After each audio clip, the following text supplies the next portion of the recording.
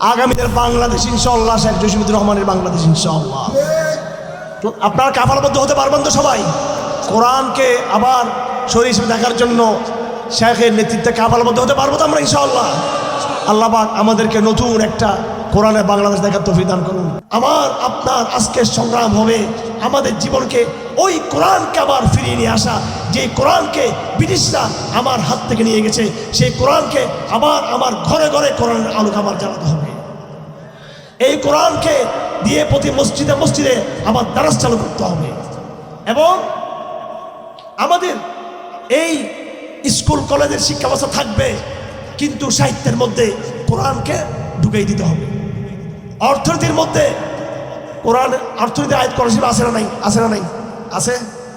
অর্থনীতির আয়াত কোরআন শরীফে আছে না নাই? যাকাতের কথা কোরআন আছে কিনা? যাকাতের কথা আমাদের সিলেবাসে কোথাও আছে? যাকাত দিলে বাংলাদেশের মানুষ 5 বছর পরে গরিব খুঁজে পাওয়া যাবে? বলেন, গরিব খুঁজে পাওয়া যাবে? আমরা তো দুগা খাচ্ছি। আপনি যে ট্যাক্স দিচ্ছেন, এই ট্যাক্স কাকে দিচ্ছেন? আপনি রাষ্ট্রকে দিচ্ছেন। কাকে দিচ্ছেন? রাষ্ট্রকে দিচ্ছেন। তো আপনি বলবেন যে হ্যাঁ, রাষ্ট্র আমাদেরকে নিরাপত্তা দিচ্ছে, পুলিশ বাহিনী আছে, আর্মি আছে, কালভার্ট তৈরি করতেছে। আপনি এটা বলবেন? আরে ভাই, ইসলাম কি বলে জানেন? ইসলাম বলে রাষ্ট্র আগে রাষ্ট্র পরে। যাকাতের টাকা দিয়ে ডাইরেক্ট জনগণকে দিয়ে জনগণকে আগে শক্তিশালী করবো, আগে নাগরিক আগে শক্তিশালী হবে। ইন্নামাস সাদাকাতু লিল ফুকারা ওয়াল মাসাকিন ওয়াল মুআমিলিনা আলাইহা ওয়াল মুআল্লাফাতি কুলুবুহুম ওয়া ফির রিকাব ওয়াল গারিমিন ওয়া ফি সাবিলিল্লাহ ওয়া ইবনিস সাবিল। 8 প্রকার জনগণকে যাকাতের টাকা দিতে হবে। কয় প্রকার? এই 8 প্রকার ব্যক্তির মধ্যে সমস্ত জনগণ চলে আসছে এখানে।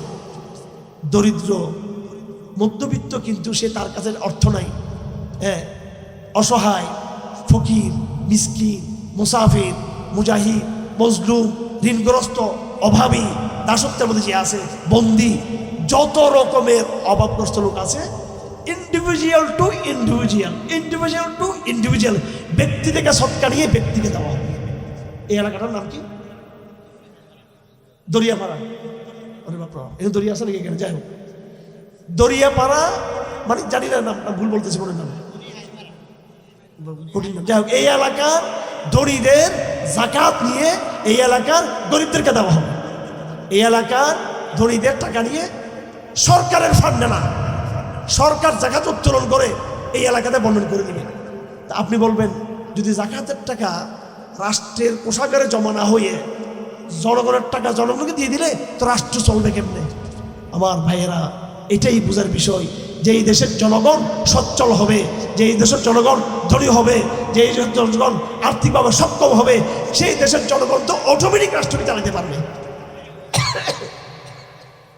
ওই দেশের আর্মি আগে থেকেই তো যাকাতের টাকা দিয়ে পয়সাওয়ালা, ওই যাকাতের পুলিশ আগে থেকেই তো সে পয়সাওয়ালা, ওই ওই ওই ওই দেশের আমলারা আগে থেকেই তো তাদেরকে ইসলাম সচ্ছল করে দিয়েছে।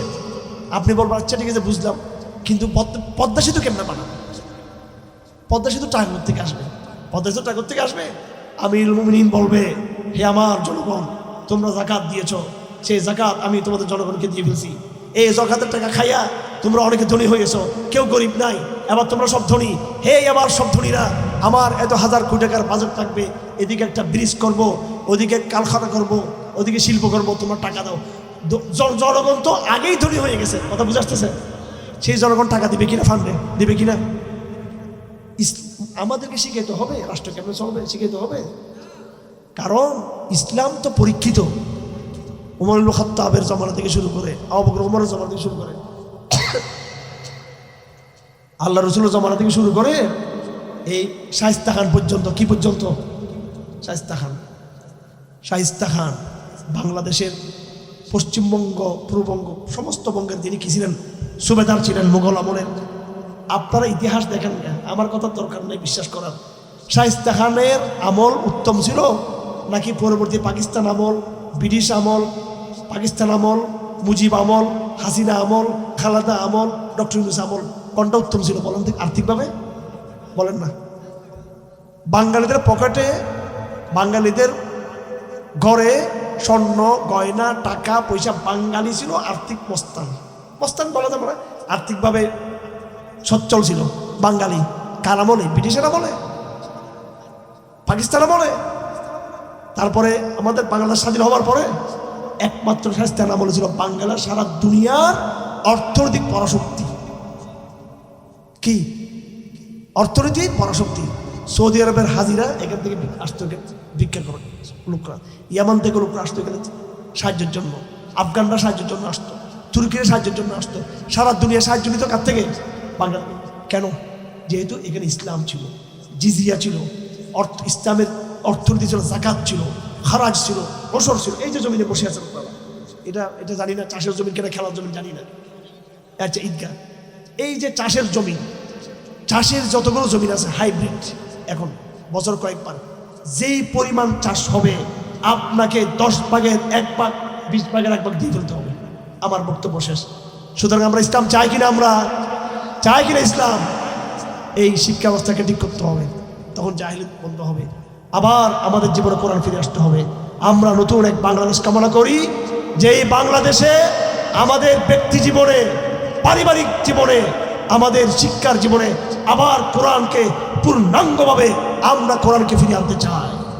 কোরআন ছাড়া মুক্তি নাই, কোরআন ছাড়া মুক্তি নাই।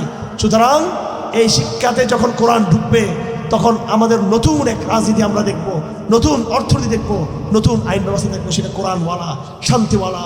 আল্লাহ পাক বলেন, ওয়ালাউ আন্নাল কুরা আমানু ওয়াত্তাকাউ লাফাতাহনা আলাইহিম বারাকাতিম মিনাস সামা। যেদিন এলাকার জনগণ মুত্তাকি হয়ে যাবে, আল্লাহওয়ালা হয়ে যাবে, শরীয়তওয়ালা হয়ে যাবে, কোরআনওয়ালা হয়ে যাবে, আমিও আসমান থেকে বরকত ঢেলে দিব আমি এদেরকে।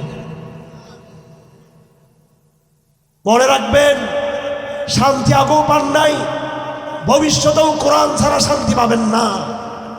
দেখবেন যেদিকেই মারেন না কেন ভোট, কেউ কোরআন ছাড়া শান্তি দিতে পারবে না। পারবে? আসুন সে কোরআনকে ধরি, আমরা কোরআনের সাথে সম্পর্ক কায়েম করি। পাগল হয়ে যায় কোরআনের জন্য।